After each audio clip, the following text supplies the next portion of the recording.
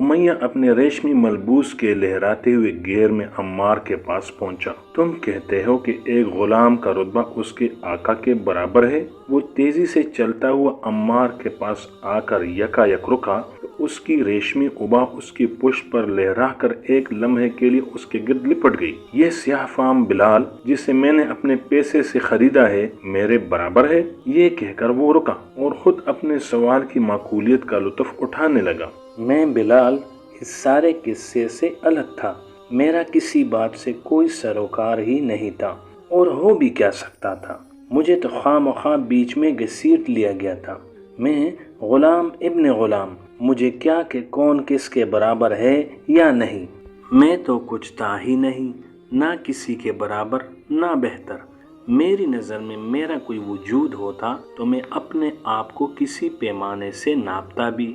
मैं तो था ही नहीं। उमैया के अल्फाज में गुस्सा भी था, तंज भी, और इसी तंजिया लहजे में ये सवाल पूछते हुए वो अपना हाथ एक प्याले की सी शक्ल में अम्मार के मुंह के पास ले गया, बिल्कुल मस्खरों के से अंदाज में। सूरत हाल मुख्तलिफ होती तो शायद मुझे इस पर हंसी आ जाती। उमैया को जवाब का इंतज़ार नहीं था, उसे जवाब की ज़रूरत भी नहीं थी। ऐसी बात का जवाब हो भी क्या सकता था। लेकिन अम्मार की आकिबत ना अंदेशी कि वो इस सवाल का जवाब देने को तैयार हो गया।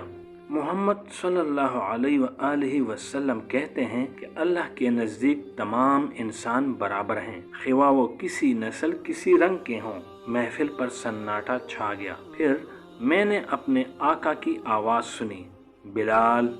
मुझे क्या खबर थी कि इस दफ़ा मेरा नाम इसलिए पुकारा जा रहा है कि मुझे एक ज़िंदगी से दूसरी ज़िंदगी मिलने वाली थी। बस अल्लाह ही है जो जानता है कि अगले लम्हे क्या होने वाला है। एक सानिये में मैं तामील हुक्म के लिए हाजिर था। बिलाल, इसको बताओ कि तुम में और एक रईस मक्का में क्या फ़र्क है। ये लो, और मार मार के इसका चेहरा मसह कर दो ताकि इसे सबक मिल जाए। ये कहकर उसने कोड़ा मेरे हाथ में थमा दिया। कैसा वासे हुक्म था, कितना मुख्तसर और जामे। मैं आज तक इन फिक्रों की जामियत का इहाता नहीं कर सका। सोच में जुल्म की इंतहा, मगर लफ्ज़ कितने थोड़े से, कैसे गिने चुने। मकसद में तशद्दुद की लामतनाही गुंजाइश, मगर फिक्र कैसे बरजस्ता। नपे तुले। अम्मार ने ज़मीन पर ऊंधे मुंह पड़े पड़े सर उठाकर अपना चेहरा मुझे सज़ा के लिए पेश कर दिया। अगले लम्हे क्या हुआ ये मैं शायद कभी बयान ना कर सकूं।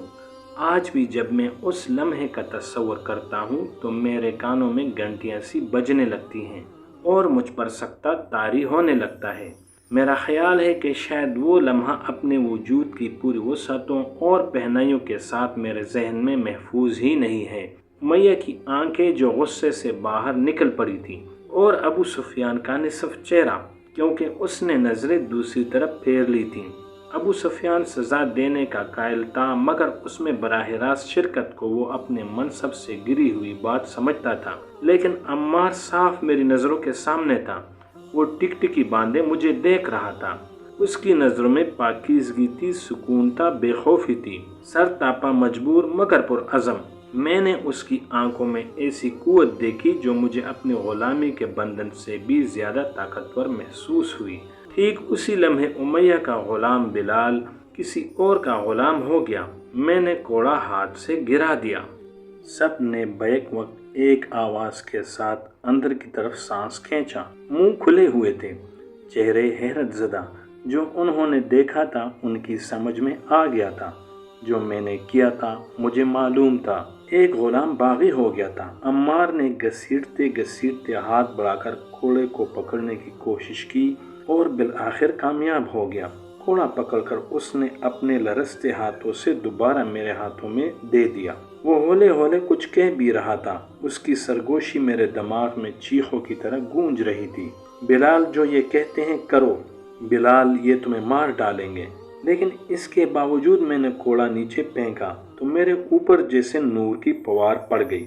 میں نے دیکھا کہ ابو سفیان نے امیہ کو اشارہ کیا۔ میں نے ہند کی ہلکی سی ہنسی سنی اور مڑ کر اس کی طرف دیکھا۔ میں ہند کو ساری زندگی سے جانتا تھا، لیکن اس کے چہرے کی طرف دیکھنے کی جرت مجھے کبھی نہیں ہوئی تھی۔ بس اس کی کچھ جھلکیاں تھیں میرے ذہن میں، جن کو جوڑ کر میں انہیں ہند کی شخصیت سے تعبیر کر لیا کرتا تھا۔ مجھے یقین نہیں آ رہا تھا کہ آج میں نے ہند کو سر سے پاؤں تک دیکھ لیا ہے۔ امیہ کا چہرہ ٹھہرا ہوا تھا، وہ غیر معمولی طور پر چپ چپ بھی تھا۔ پھر ایک دم میری طرف دیکھا اور کہنے لگا، بلال، اگر تمہارا خیال ہے کہ تم انسان ہو اور یہ کہ تمہیں بھی خدا رکھنے کا حق ہے تو کان کھول کر سن لو، تمہارے خدا وہی ہوں گے جو تمہارے آقا کے خدا ہیں۔ کوئی نیا خدا میرے غلام خانے میں نہیں لایا جا سکتا۔ پھر امیہ نے باہر کی طرف نظر دوڑائی اور کہا، تمہاری اصلاح کرنی پڑے گی، لیکن آج نہیں۔ میں سورج کے نصف النہار پر آنے کا انتظار کروں گا۔ آج وہ ذرا ڈھل گیا ہے۔ پتہ نہیں کدھر سے اشارہ ہوا، لیکن اگلے ہی لمحے میں نے اپنے بازوؤں اور گردن کی گرد رسیوں کی گرفت محسوس کی، اور انن فنن انہوں نے مجھے جس طرح چاہا توڑا مروڑا، جھنجھوڑا اور جکڑ کر رکھ دیا۔ میں غلام تھا، کبھی نافرمانی کا تصور بھی نہیں کیا تھا، لیکن اس وقت میں ضرورت سے زیادہ فرما بردار بنا ہوا تھا۔ وہ مجھے جس طرف موڑتے مڑ جاتا، جس طرف بٹھاتے بیٹھ جاتا، جب کہتے کھڑا ہو جاتا، باندھنے لگتے تو میں خود ہاتھ پاؤں آگے بڑھا دیتا۔ اچھی طرح مشقیں کس کس کے انہوں نے مجھے کمرے سے باہر دھکیلا اور دھکا دے کر غلام خانے کی فرش پر گرا دیا، کل کے سورج کے انتظار میں۔ ناظرین، اگر ہماری آج کی ویڈیو آپ کو اچھی لگی ہے تو ویڈیو کو لائک اور چینل کو سبسکرائب ضرور کیجیے گا، تاکہ حضرت بلال رضی اللہ تعالی عنہ کے سلسلے میں آنے والے ایک ساتھ کی ویڈیوز کا نوٹیفیکیشن آپ کو ملتا رہے۔